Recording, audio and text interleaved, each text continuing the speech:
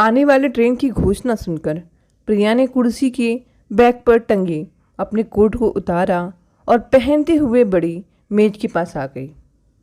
बड़ी मेज पर टिकट पंच करने वाली प्लायर पड़ी थी, जिसे दाहिने हाथ से उठाकर वह प्लेटफॉर्म नंबर 1 पर आ गई और फिर धीरे धीरे चलते हुए निकास द्वार पर प्रिया आकर खड़ी हो गई।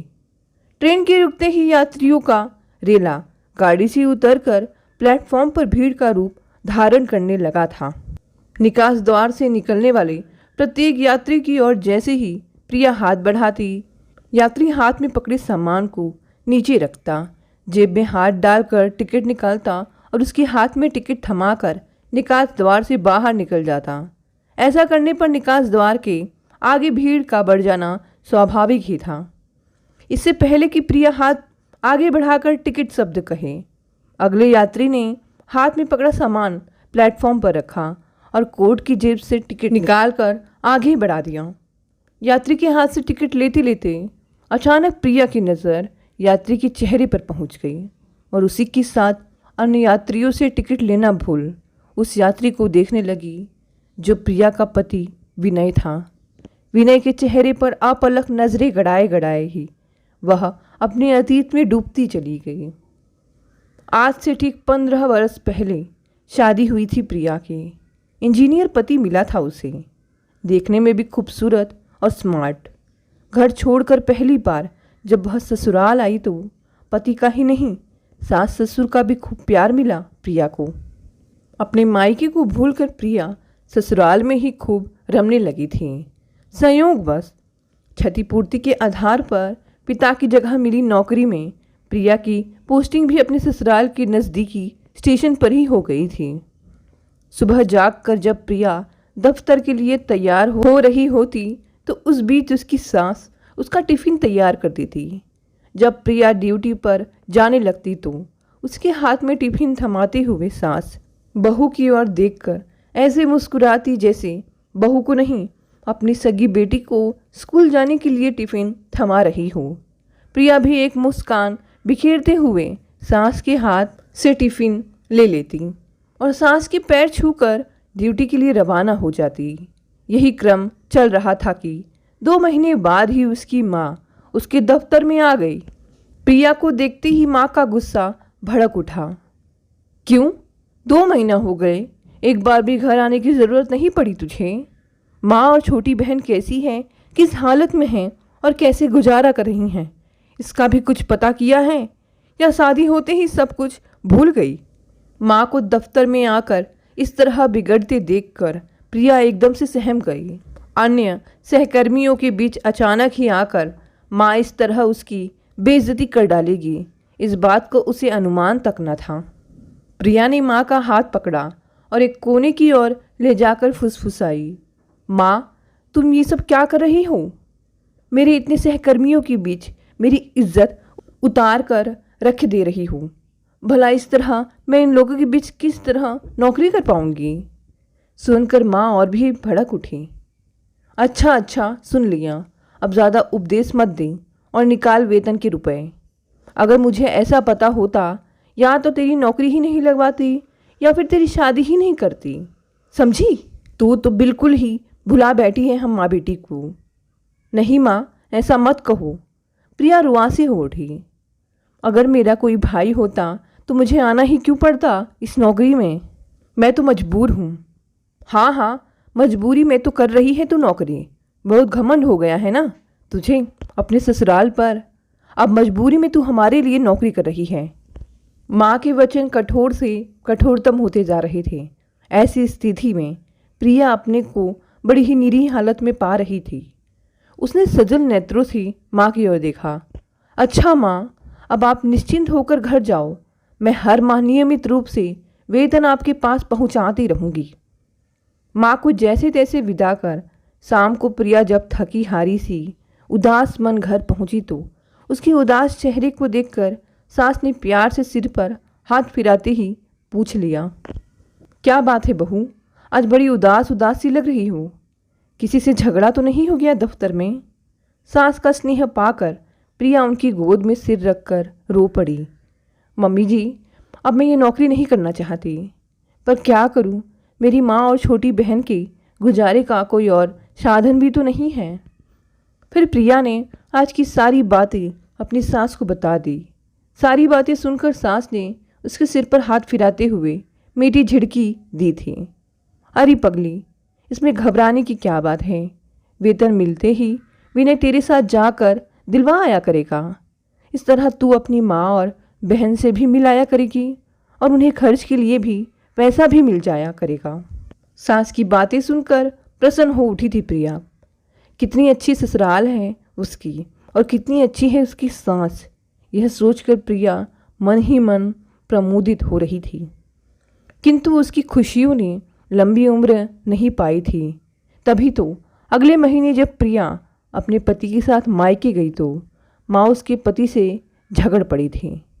सुनो दामाद जी, मेरी छोरी यहाँ घर पर रहकर ही नौकरी करेगी, तुम्हारे घर से नहीं। और मैं तो चाहती हूँ कि तुम भी अपनी नौकरी यहीं पर आकर करो, घर जमाई बनकर मौज से रहो। माँ की बातों से विनय को गुस्सा आ गया था। उसी दौरान जाने किस बात पर प्रिया भी माँ ही की हाँ में हाँ मिला बैठी, जिसने विनय के गुस्से को और भी भड़का दिया था। पर जल्दी ही प्रिया ने विनय से माफ़ी मांग ली थी। सच तो यह था कि वह अपने पति और सास ससुर किसी का भी दिल नहीं दुखाना चाहती थी। उनके प्यार का प्रतिदान उन्हें धोखा देकर नहीं देना चाहती थी। पर उसका दुर्भाग्य था कि छाया की तरह उसके पीछे पड़ा था। उसकी सगी माँ ही उसके जीवन को नरक बनाने की ठान बैठी थी। प्रिया अपने ससुराल की जितनी भी तारीफ करती, उसकी माँ उतना ही उल्टा उसे भड़काती। उसके ससुराल वालों के हर अच्छे व्यवहार में माँ को चाल नज़र आती। माँ, वो लोग बहुत अच्छे हैं। जब भी प्रिया कहती तो माँ का क्रोध, आँख में गंधक, पोटास सरीखा भड़क उठता। अरे यही तो चाल है उनकी, तुझे अपने प्यार में फांस कर मुझसे अलग कर देना चाहते हैं वे, और तू निरी मूर्ख है जो इतना भी नहीं समझती। अरे मैंने तुझे नौकरी इसलिए दिलवाई है क्या? तू तो बड़ी ही स्वार्थी निकली। माँ के कटु वचन सुनकर प्रिया रो पड़ती। रोकर मत डरा मुझको, कान खोलकर सुन ले। या तो अपने पति से कहे कि यहाँ आकर रहे, नहीं तो उसे छोड़कर चली आ यहाँ। देख कैसा भागा आता है तेरे पास। बस करो माँ, बेशर्मी की हद करती हो तुम भी। प्रिया के चीखते ही चटाक की आवाज़ के साथ एक झापड़ रसीद कर दिया था माँ ने। थप्पड़ के लगते ही वह सन्न हो गई थी। होश आने पर सुनी सुनी नज़रों से प्रिया ने अपनी माँ की ओर देखा और मौन समझौता कर लिया। ठीक है माँ, मैं अब केवल तुम्हारे लिए ही जीऊँगी, नहीं जाती ससुराल। पर कैसी माँ हो तुम भी कि अपनी ही बेटी की खुशी में खुश होने की बजाय उसके सुख से ईर्ष्या कर बैठी हो। अपने जीवन के दुखों को, अभावों को तुम मुझ पर थोप देना चाहती हो। तुम तो अपनी बेटी के सुखों को देखकर खुश होना चाहिए था। 6 महीने बीते, फिर 1 वर्ष बीता और 2 वर्ष भी बीत गया, पर विनय घर जमाई बनने के लिए उसके पास नहीं आया। हाँ, पर पत्र कई बार आए विनय के, जिनमें हर बार उसके अपने घर वापस लौट आने के लिए आग्रह किया था। पर अपनी माँ की जिद के आगे वह तुलसीदास द्वारा त्यागी रत्नावली सरीखी पीड़ा झेलती रही मौन। 5 वर्ष तक इंतज़ार करने के बाद विनय ने तलाक के कागज भिजवा दिए थे। मैं तुम्हारी माँ की इच्छा अनुसार घर जमाई बनकर नहीं रह पाऊँगा और तुम अपनी माँ की इच्छा के विरुद्ध जा पाने में असमर्थ हो। फिर क्यों ना एक दूसरे को बंधन से मुक्त कर दे हम। पढ़कर प्रिया की आत्मा कराहा उठी थी, पर दूसरे ही पल प्रिया दृढ़ हो गई। सच ही तो लिखा है विनय ने, आखिर वो क्यों पिए गलल उसके साथ। उसे मुझसे मुक्त हो ही जाना चाहिए। तलाक के कुछ महीने बाद ही विनय ने दूसरी शादी कर ली थी और अपनी कुशाग्र वृद्धि के बल पर शीघ्र ही मैनेजर भी बन गया था। पर प्रिया तिल तिल कर अपने जीवन को गलाती रही। एकाकीपन जब अधिक हावी होता तो रात के निबिड़ अंधकार में अपने अज्ञात भविष्य के बारे में सोच सोच कर खूब रोती। कुछ ही वर्ष में छोटी बहन की शादी भी कर दी उसने। अच्छा ससुराल पाकर छोटी बहन ने लौटकर कभी नहीं देखा और अपने जीवन में व्यस्त हो गई। माँ भी अपनी जीवन यात्रा पूरी कर उसे अकेला छोड़ गई, सूनी सूनी दीवारों के बीच भटकने के लिए अकेला। वह रात रात भर कमरे में इधर से उधर टहलते टहलते काट देती। आत्मा का रुदन गंगा जमुना बन आंखों से बह निकलता, पर अब वह क्या कर सकती थी। फूट फूट कर रोते रोते उसे अपने निर्णय पर पछतावा होता।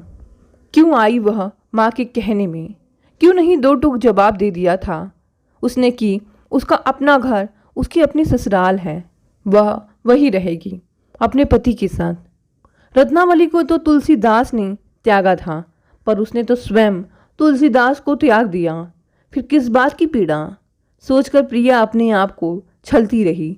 इतने वर्षों तक क्यों छला उसने स्वयं को? क्यों भोगती रही पीड़ा? क्यों?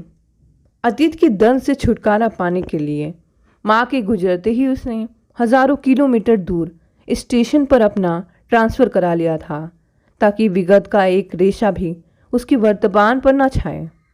पर आज विनय को अपने परिवार सहित देखकर वह अपने को रोक न सकी। विगत की लहरों में डूबती उतराती जब वह वर्तमान के किनारे पर लगी, तब तक विनय अपने परिवार के साथ निकास द्वार से बाहर जा चुका था और अन्य एक यात्री अपनी जेब से टिकट निकाल रहा था। दोस्तों, ये दुख भरी कहानी यहीं समाप्त हो गई। चलिए शुरू करते हैं आज की दूसरी कहानी। रेशमा ने टाइम देखा। घड़ी को 6 बजाते देख चौंक गई। विनीत ऑफिस से आते ही होंगे। किटी पार्टी तो खत्म हो गई थी, पर सब अभी भी गप्पे मार रही थी। किसी को घर जाने की जल्दी नहीं थी। रेशमा ने अपना पर्स संभालते हुए कहा, मैं चलती हूँ, 6 बज गए हैं। मीता ने आंखें तरीरी, तुझे क्या जल्दी है? पति पत्नी अकेले हो, मुझे देखो, अभी जाऊंगी तो सास का मुंह बना होगा। यह सोचकर अपना यह आनंद तो नहीं छोड़ सकती ना? रिया ने भी कहा, और क्या रेशमा, तुझे क्या जल्दी है? हम कौन सा रोज रोज मिलते हैं? हाँ, पर विनीत आने वाले होंगे तो क्या हुआ? पति हैं, सांस नहीं, आराम से बैठ, चलते हैं अभी। रेशमा बैठ तो गई, पर ध्यान विनीत और घर की तरफ ही था। दोपहर वह टीवी पर पुरानी फिल्म देखने में बैठ गई थी। सारा काम पड़ा रह गया था। घर बिखरा सा था। उसके कपड़े भी बेडरूम में फैले थे। ड्राइंग रूम भी अव्यवस्थित था। वह तो 4 बजे ही तैयार होकर पार्टी के लिए निकल आई थी। उसे अपनी सहेलियों के साथ मज़ा तो आ रहा था, पर घर की अव्यवस्था उसे चैन नहीं लेने दे रही थी। वह बैठ नहीं पाई, उठ गई। बोली, चलती हूँ यार, घर पर थोड़ा काम है। हाँ तो जाकर देख लेना कौन सी तेरी सांस है घर पर, आराम से कर लेना। रीता इस बार झुंझलाई। ऐसे डर रही है जैसे सांस हो घर पर। रेशमा मुस्कुराती हुई सबको बाय कहकर निकल गई। घर कुछ ही दूरी पर था। सोचा कि आज शाम की सैर भी नहीं हो पाई। है भी खाया है, थोड़ा पैदल चलती हूँ, चलना भी हो जाएगा। फिर वह थोड़ी तेज कदमों से घर की तरफ बढ़ गई। सहेलियों की बात याद कर मन ही मन मुस्कुरा दी कि कह रही थी कि सास थोड़े ही घर पर है। अब उन्हें क्या बताऊं? चचिया सास, ददिया सास तो सबने सुनी होगी। पता नहीं पतिया सास किसी ने सुनी भी है या नहीं। पति या सास, वह सड़क पर अकेली ही हंसती। जब उसका विवाह हुआ, सब सहेलियों ने ईर्ष्या करते हुए कहा था, वाह रेशमा, क्या पति पाया है, न सास न ससुर, अकेला पति मिला है। कोई देवर ननंद का चक्कर नहीं, तू तो बहुत ठाठ से जिएगी। रेशमा को भी यही लगा था। खुद पर इतराती विनीत से विवाह के बाद वह दिल्ली से मुंबई आ गई थे। विनीत ने अकेले जीवन जिया है। वह उसे इतना प्यार देगी कि वे अपना सारा अकेलापन भूल जाएंगे। बस वह होगी, विनीत होंगे। क्या लाइफ होगी। विनीत जब 3 साल के थे तभी उनके माता पिता का देहांत हो गया था। विनीत को उनके मामा मामी ने ही दिल्ली में पाला पोसा था। नौकरी मिलते ही विनीत मुंबई आ गए थे। खूब रंगीन सपने संजोए रेशमा ने घर गृहस्थी संभाली तो 1 महीने में ही उसे महसूस हो गया कि विनीत को हर बात हर चीज़ अपने हिसाब से करने की आदत है। हमेशा अकेले ही सब मैनेज करने वाले विनीत को एक एक चीज़ अपनी जगह साफ सुथरी और व्यवस्थित चाहिए होती थी। पति घर में जरा भी अव्यवस्था देखकर चिढ़ जाते थे। रेशमा को प्यार बहुत करते थे, पर बात बात पर उनकी टोका टोकी से रेशमा को समझ आ गया था कि सास ससुर भले ही नहीं हैं, पर उसके जीवन में विनीत ही एक सास की भूमिका अदा करेंगे। और उसने अपने मन में विनीत को नाम दे दिया था पतिया सास। विनीत जब भी कभी टूर पर जाते तो रेशमा को अकेलापन तो महसूस होता, पर सच में ऐसा ही लगता है जैसे अब घर में उसे बात बात पर कोई टोकेगा नहीं। वह अंदाज़ा लगाती है सहेलियों को सास के कहीं जाने पर ऐसा ही लगता होगा। वह फिर जहाँ चाहे सामान रखती है, जब चाहे काम करती है। ऐसा नहीं कि वह स्वयं अव्यवस्थित इंसान है, पर घर घर है, कोई होटल तो नहीं। इंसान को सुविधा हो, आराम हो, चैन हो। यह क्या, जरा सी चीज़ भी घर में इधर उधर ना हो।